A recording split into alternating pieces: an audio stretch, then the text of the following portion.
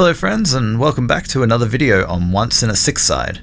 Today I'm going to be painting up these two tanks in approximately 2 hours, so about an hour each. I know this because I filmed the entire process, and that's how much footage there is for me to edit down now for this video. Now, I love to paint fast and get models into games ASAP. I'm all about min-maxing my painting by using techniques with the lowest amount of effort and maximum amount of impact.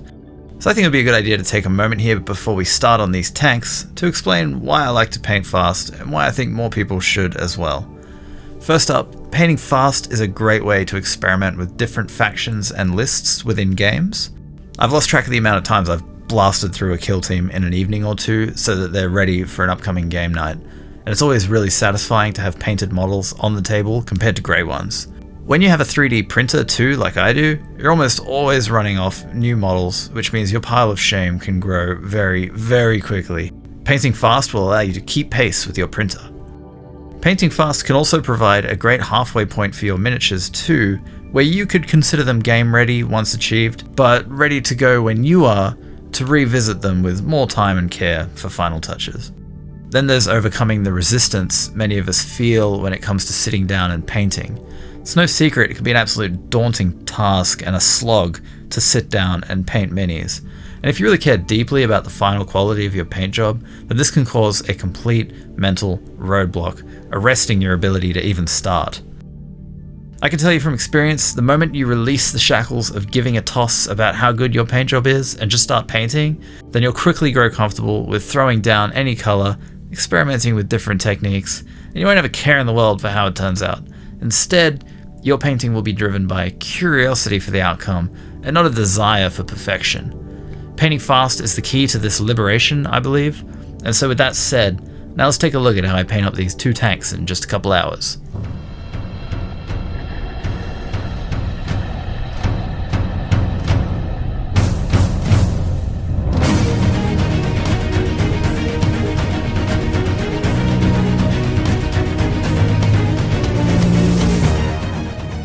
So what we have here is the Rusty tank and base tank from Commissar Gamza. These are 3D printable STL files that you can get over on his Patreon. I'll chuck a link in the description for where you can pick them up if you would like to get these yourself. All the files have been pre-supported by me, as I'm now working with Commissar Gamza to improve the quality of his pre-supported files, so that everyone who buys them may have a straightforward and easy printing experience with them. Now, I begin by first cleaning up any parts on the models where the supports left any marks. These aren't too bad at all, and are restrained to areas where they will be least visible on the models. To do this, I just use some of these sanding sticks and an emery board. Cleaning up resin prints is so much faster than dealing with mold lines on plastic models in my experience. This literally only took about 10 minutes to do. Once this was done, I glued together everything that I wanted to be glued, leaving the turrets separate. I may come back at a later date and magnetize these turrets, but for now the point in which they index with the tank chassis is, deep enough I'm not worried about them falling out easily.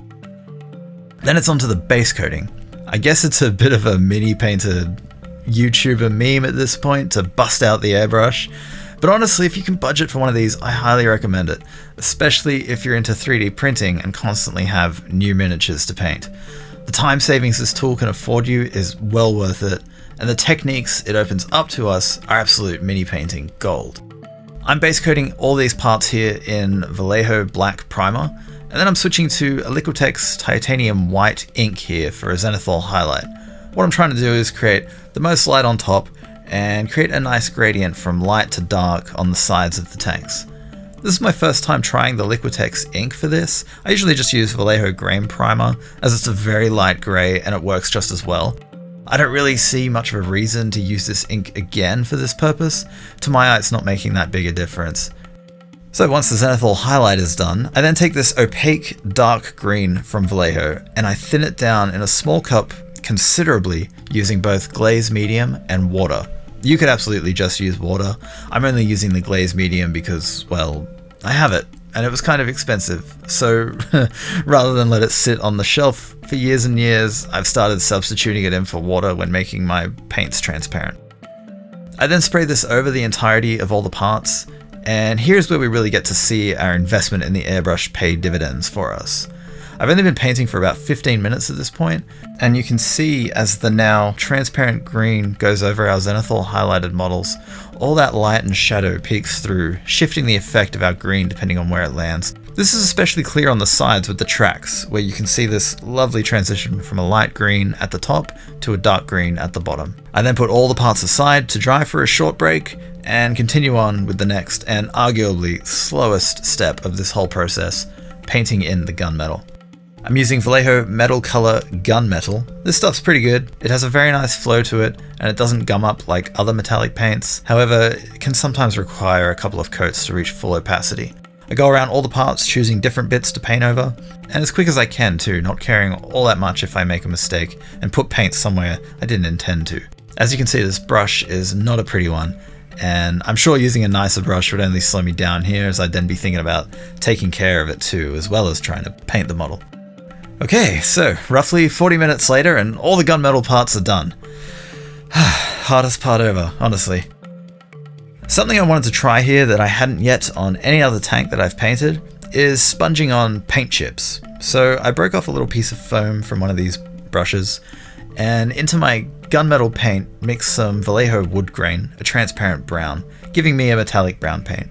Then, dabbing the sponge into it and then removing most of the paint on a paper towel, I went around each of the parts, focusing primarily on the corners and edges, creating little brown metallic specks and splodges with the sponge. I'm unsure yet if I like this effect here, but we're painting fast, so who cares, let's keep going. The last bit of brushwork I'm going to take care of here is any lenses and windows the tanks have. I have here a pack of cheap weasel hair brushes I just picked up from eBay. No idea how these will go, but for this job I want something with a better tip, and out of the packet these look pretty capable, so let's give one a spin. I really hope these weasels were treated with love and care. Animal cruelty is a horrible thing, and I'd hate to think buying these brushes has funded evil. They were very cheap though. Starting with Vallejo Medium Blue, thinning it down just a bit with some water to improve the flow, I go around and base coat all the lenses and windows.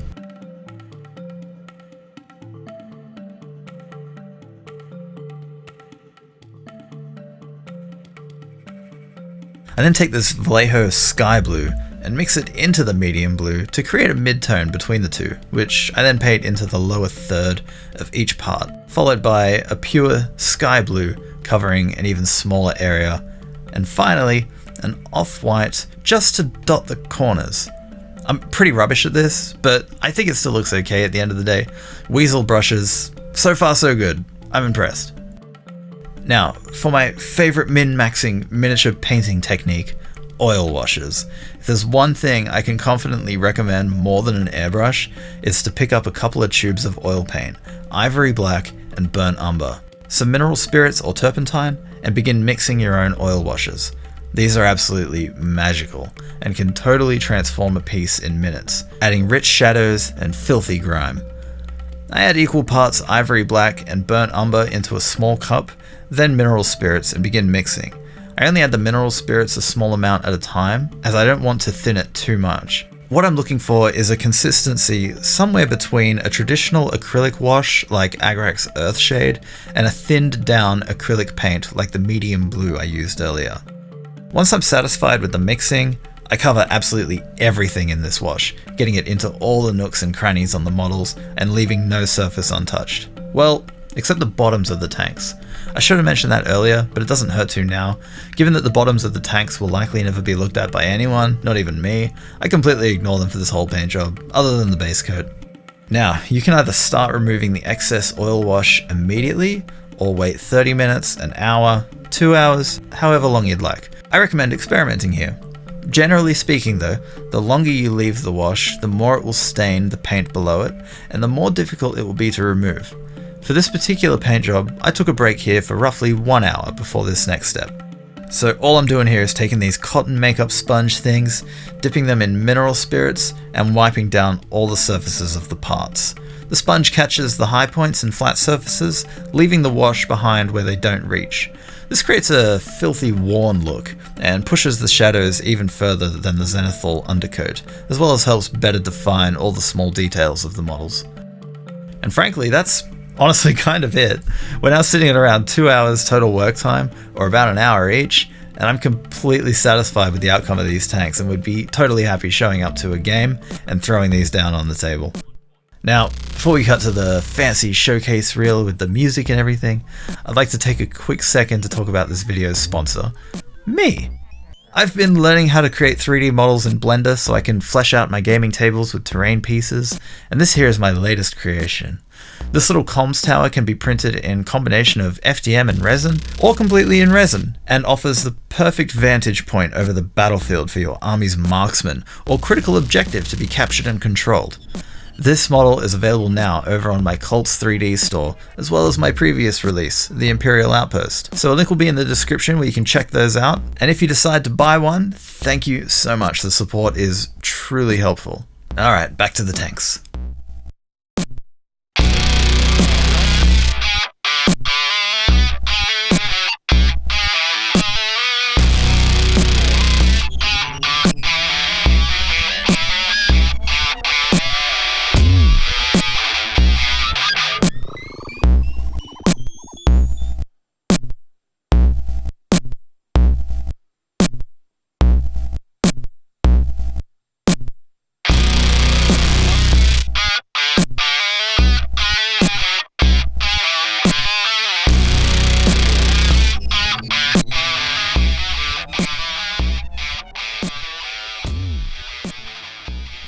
Okay, so there they are.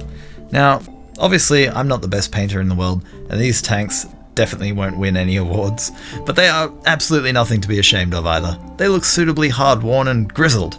For the time and effort investment, the result I think is great, and a perfect starting point for a more thorough and attentive paint job if you care to do that, as you could easily spend more time from this point highlighting and glazing and all that stuff to take this to a whole other level. But I for one prefer gaming to painting, and there's always more models to paint and lists to play, so I personally am happy to call these done and ready to roll out. And while we're at it, here's a look at some other miniatures that I've painted fast using the techniques in this video. Thank you ever so much for watching if you've made it this far. You're a rare breed and I appreciate you immensely. And welcome to all you new subscribers. My previous video and the digital kit bashing one are really starting to gain some traction, it seems, as there's been a sharp uptick in the viewership of this channel. I'd love to hear from some of you, so why not drop a comment and tell me what you think about this video and painting fast. It'll be great to hear your thoughts on this approach to miniature painting, and I'll definitely reply. So that'll be it for this one, and I'll be back again soon with a big project, so be sure to keep an eye out for that one. It's gonna be fun.